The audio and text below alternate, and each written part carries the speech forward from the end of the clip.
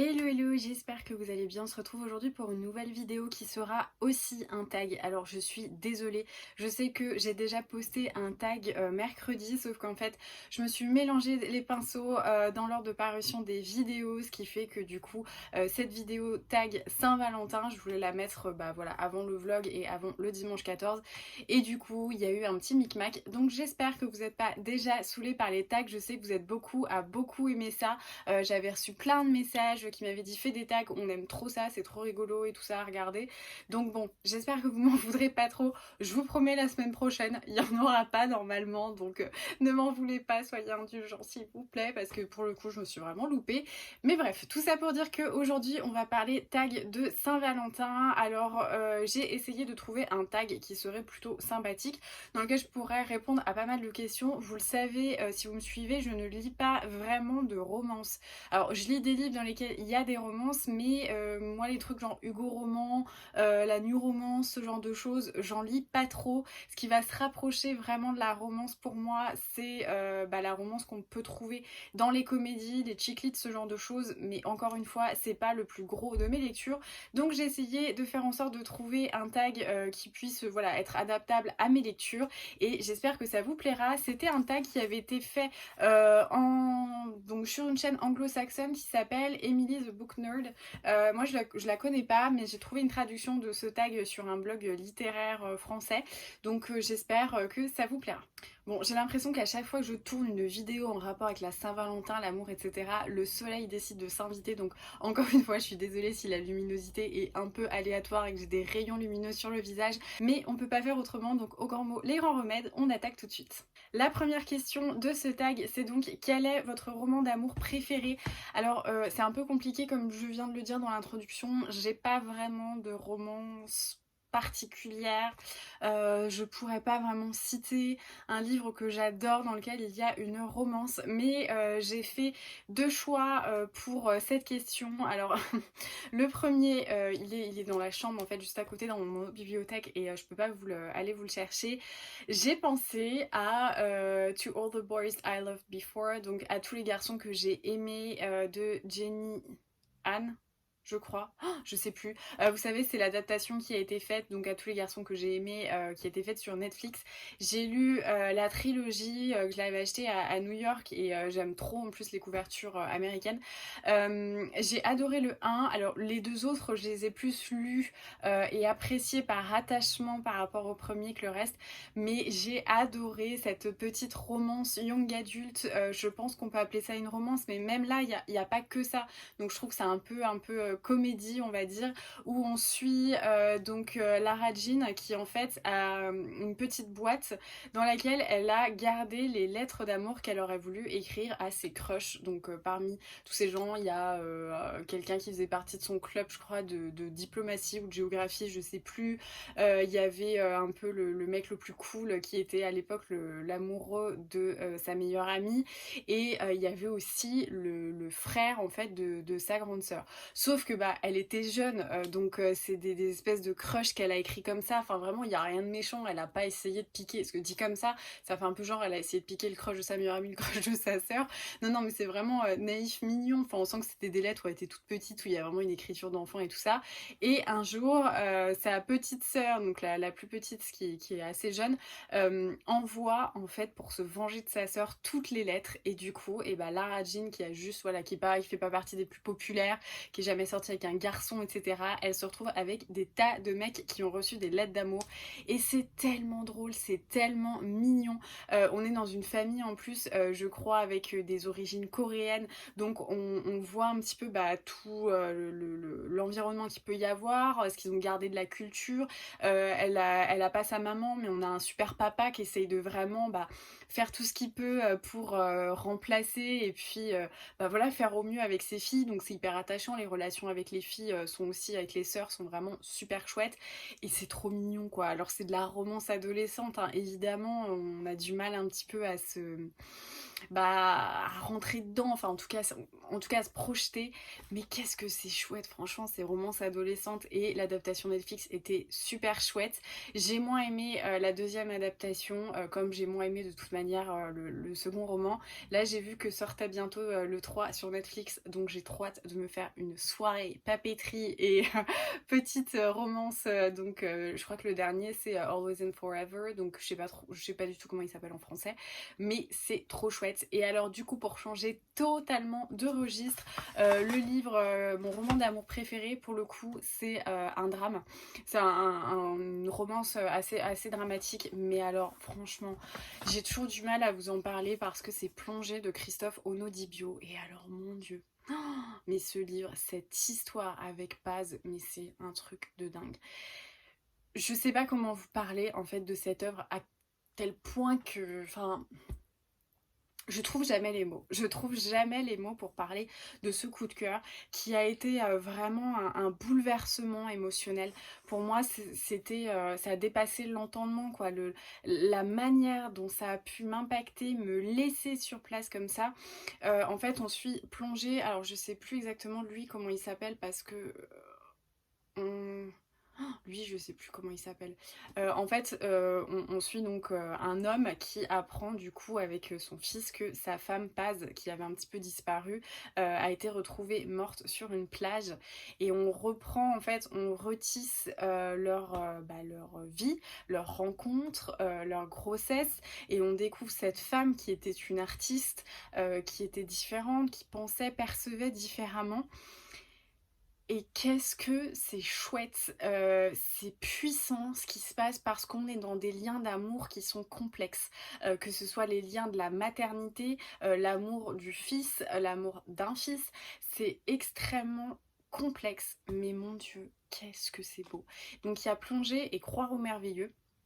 Moi je me souviens que j'avais lu Croire au merveilleux avant, enfin j'avais un peu loupé, mais normalement c'est Plongée et ensuite Croire au merveilleux. Et c'est une histoire, mais voilà, je sais pas en parler.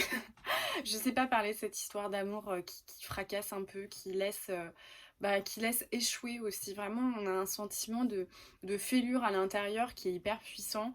C'est un amour vraiment qui est, j'irais pas jusqu'à dire inégal, mais en tout cas dont je sais pas comment vous dire. Paz, elle est tellement différente, elle est très aimée, elle peut paraître égoïste, mais on sent qu'elle est différente en fait. Et cette histoire, elle est très difficile à palper. Elle est vraiment difficile à expliquer, à mener. C'est un drame, c'est une histoire d'amour d'un homme, on pourrait dire, où il n'a pas reçu le même amour en retour, mais il y avait quand même quelque chose. Il y a une histoire de maternité, il y a une histoire de fugue aussi, de relâchement.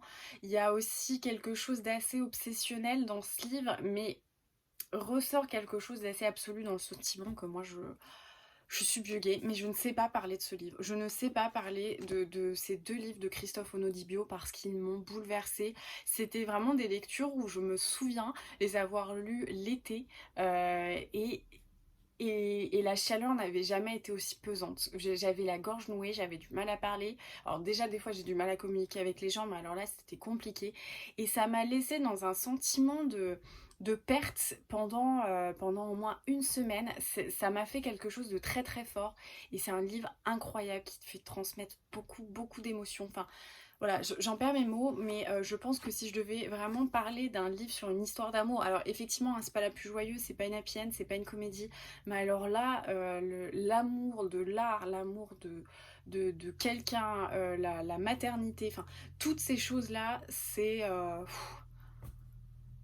incroyable. Voilà, donc moi quand je pense à l'amour, je pense pas forcément à l'amour le plus simple, mais en tout cas, je pense à Plongée et aux œuvres de Christophe Onodibio parce qu'elles sont sublimes.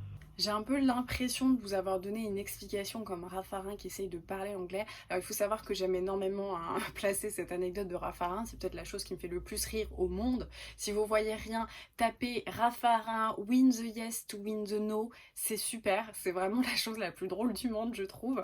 Mais du coup, Si ça vous fait pas rire, vous comprendrez peut-être ce que je veux dire quand je vous dis que je suis la seule souvent à rire au cinéma.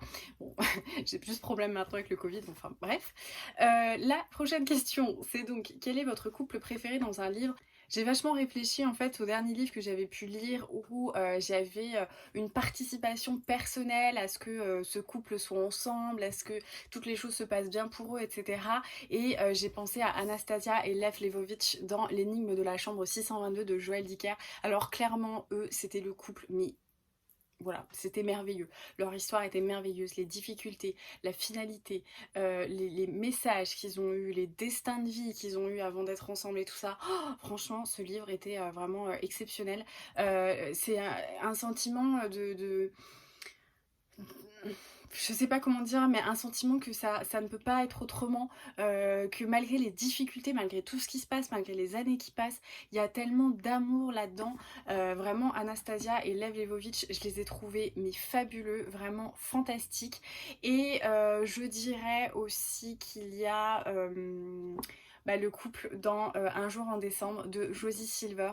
Là, vraiment, c'est un couple que j'ai adoré, cette rencontre vraiment à l'arrêt de bus qui va rester, demeurer, alimenter leur cœur pendant comme ça 10 ans. Alors ça, j'ai adoré. Voilà, c'est mes deux couples préférés de mes dernières littératures. Sinon, sinon je vois pas trop en fait qui je pourrais vous citer. Donc vraiment, mais Anastasia et Lev Levovitch, voilà. Moi, je suis tombée amoureuse de Lev Levovitch. Je le dis, j'aurais voulu être Anastasia. C'était tellement beau. La question suivante, c'est y a-t-il des couples dans un livre que vous n'aimez pas? Alors oui, il y en a plein. Déjà, si on prend l'œuvre de ma vie, prenons Harry Potter, parlons-en. Cho et Harry, ça me saoule. Je comprends pas, je n'aime pas ce couple. Je ne les aime pas, que ce soit dans le livre, que ce soit dans les films, ils m'agacent. James et Lily Potter. Enfin, je sais pas, mais James et Lily Potter. Enfin, James, c'était quand même un sacré connard. Je me permets de le dire. C'est pas parce que juste j'adore Severus, mais juste James, quoi. Je comprends pas comment Lily, qui était censée avoir une certaine subtilité, une sensibilité, elle est devenue amoureuse du genre du capitaine de l'équipe de football américain, quoi. C'est un peu l'image que j'ai. Je trouve qu'il y a un loupé là-dedans. Pour moi, Lily, c'est celle qui restait à la bibliothèque, qui était sensible, qui aimait les démonstrations amoureuses, subtiles, le sentiment un peu plus puissant comme ça. Et James, non, non, non, non. Donc ça, j'aime pas du tout. Il y en a un autre dans Harry Potter, mais celui-là, je le garde. Je le garde pour Marion, elle saura de qui je veux parler. Mais oui, voilà, déjà dans Harry Potter, il y a eux qui m'énervent. Après, c'est un peu difficile de voir qui c'est que j'aime pas parce que je suis pas beaucoup impliquée émotionnellement dans mes livres au point de vraiment pas aimer. Alors souvent, honnêtement, dans tout ce qui est un peu lecture avec double temporalité, où il se passe deux trois petites conneries comme ça dans la période contemporaine pour meubler un petit peu, souvent là les couples j'en ai strictement rien à faire. Tous, hein, qu'ils soient n'importe qui, ça me gonfle. Donc voilà, du coup, qui c'est que je pourrais avoir en couple que je n'aime pas? Je sais pas trop.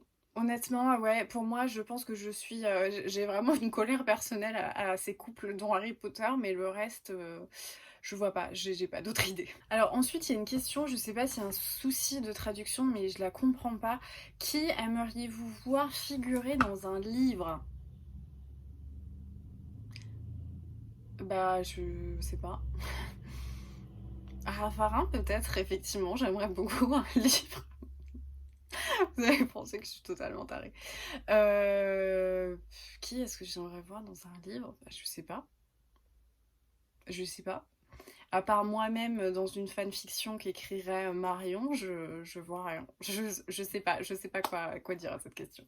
Question qui ne concerne pas les livres ou des individus inconnus où je comprends même pas d'ailleurs quelle était cette question, je sais même pas faire de vanne par rapport à celle-là. Quel est votre chocolat ou bonbon préféré? Alors bonbon c'est très simple, je n'en mange pas, j'aime pas ça et j'en mange jamais, donc voilà. Et chocolat, alors moi je vais être un peu difficile, mais j'aime les pralinés amandes noisettes très fins, très portés sur la noix parce que j'aime pas quand c'est gras, avec un enrobage au chocolat noir Madagascar de préférence. Voilà. La meuf tellement chiante. Non, je suis pas trop sucrerie, commerce, tout ça. Alors si le truc vraiment que je peux bien aimer, c'est un petit Kinder Bueno comme ça de temps en temps, voilà. Mais sinon, pas de bonbons et pas trop de chocolat non plus. La question suivante, c'est quel est le scénario de votre date de rêve? Alors là, pour le coup, je dois avouer que j'ai quand même été plutôt pas mal émoustillée par le petit, l'entrée, comme ça vous allez dire mais qu'est-ce qu'elle va nous raconter, par l'entrée en matière de Dash and Lily. Alors moi j'ai pas lu le livre parce que j'avais pas envie de l'acheter juste pour dire j'ai lu le livre avant le truc, voilà. L'entrée en matière de la série où il a ce carnet et qu'il est dans sa librairie préférée et qui doit trouver comme ça dans les livres des petits indices pour arriver, machin. Ça j'aurais adoré qu'à la fin il y ait genre je sais pas, Adrienne Brody qui m'attend avec, avec un verre de vin et tout ça. Ouais, je sais pas. Mon date, je pense que c'est compliqué parce que j'aime pas trop les démonstrations trop romantiques, mais au premier degré du romantique en fait. Donc je pense que ça serait, oui, un petit truc un peu perché. Et allez, je vais teaser un petit peu. Je vais vous dire que mon date préféré, ça serait celui de mon personnage principal dans mon roman. Et comme ça, on en reparlera plus tard. La question suivante, c'est croyez-vous au coup de foudre, à l'amour instantané? Alors là, je suis nuancée. Je suis nuancée parce que j'ai tendance à détester les coups de foudre dans les romans quand ils sont très mal amenés, parce que souvent ça se rapporte quand même au fait que c'est que sur le physique. Et c'est vrai que moi, j'ai jamais eu ce truc-là, même quand j'étais ado. Je me souviens vraiment que tous mes copains, tout le monde me disait mais putain qu'est-ce qu'ils sont moches. Mais en fait, j'aime l'esprit des gens plus que l'enveloppe, on va dire.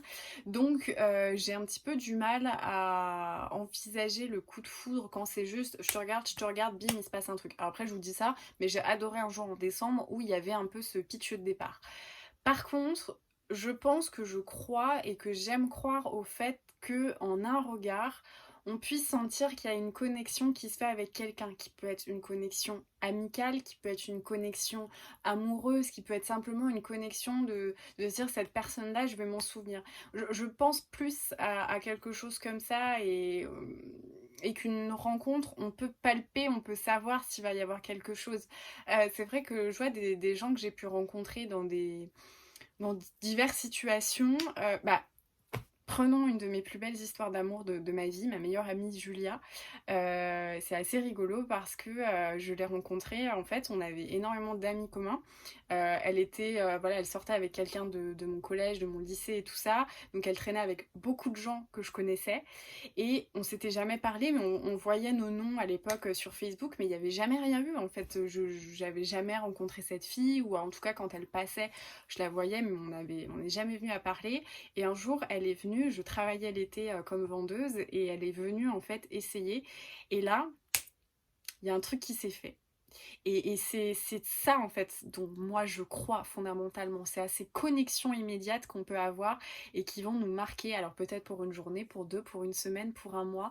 Mais en tout cas, voilà, moi je pense que effectivement en un regard, on peut voir une connexion qui va nous marquer, quelle qu'elle soit. Donc je crois pas au coup de foudre à proprement parler parce que pour moi le sentiment amoureux, il se crée, il se tisse. Mais en tout cas, je pense qu'on peut avoir des connexions avec des gens qui deviennent un petit peu instantanées comme ça, en un regard. Donc peut-être voilà, c'est une manière un peu plus romancée, on va dire, du coup de foudre, mais je crois qu'il y a quand même quelque chose. Je crois qu'il y a des connexions, des liens qui peuvent se faire en un regard, en un rire, en un échange, en une petite phrase comme ça qu'on gardera en nous très très longtemps. Je pense effectivement qu'il y a...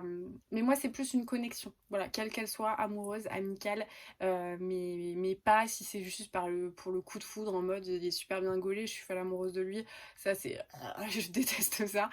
J'ai horreur de ça, mais oui, effectivement, de se dire que cette personne, elle va avoir un impact, qu'il soit sur le long terme ou pas, ça j'y crois. Ensuite, la question c'est quel genre d'histoire d'amour préférez-vous? Alors déjà, adulte. Moi c'est vrai que j'ai un peu du mal avec les romances adolescentes parce que, je ne m'identifie pas là-dedans et que même quand j'étais ado, je lisais de la romance adulte et je lisais, pas en fait, c'est rigolo parce que le young adulte, je le lis, depuis, que je suis, considérée, que je m'auto-considère comme une adulte, c'est-à-dire pas très, très longtemps. Mais sinon, j'ai jamais acheté de livres, à part voilà, fantasy fantastique, j'ai jamais acheté ce genre de trucs des contemporains, voilà. Et puis c'est peut-être d'ailleurs à tous les garçons que j'ai aimé, c'est peut-être le seul d'ailleurs livre young adulte avec une romance que j'ai pu lire. J'en lis pas, ça m'intéresse pas, ça m'attire pas.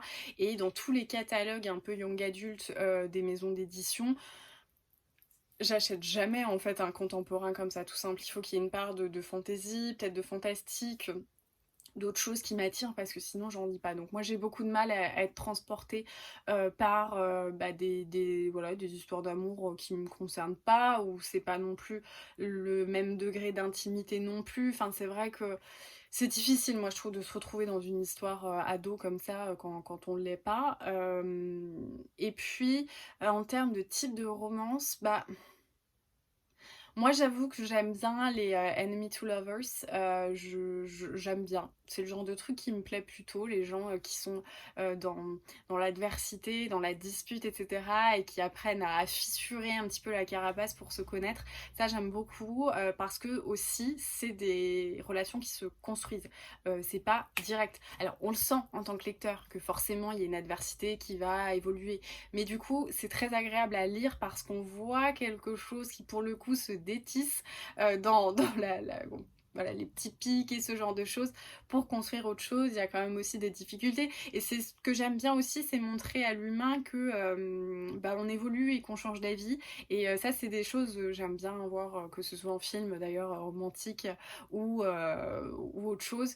J'ai un peu plus de mal avec l'amitié qui, du jour au lendemain, passe en «Oh, mais en fait, ça fait 15 ans que c'est mon meilleur ami et je me rends compte que j'ai juste envie de faire l'amour avec lui».